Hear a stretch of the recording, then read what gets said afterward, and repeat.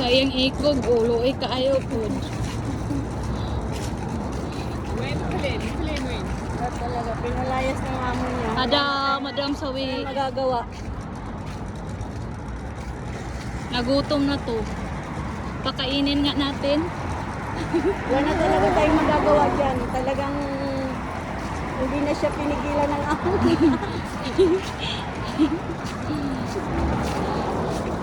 Wala na talaga. Oh, kawawa naman. Bayaan na siya. Kawawa naman ang Pinay nito. Ay, ang ganda ng kutsi mo, Mareng! Kulay pink. Wow! Ang ganda na. Igutom, nakakain na siya. Iniwan ka ng kutsi mo. Hindi na ba? Magigutom. Ako, nagutom na siya, kakain na siya sa ano.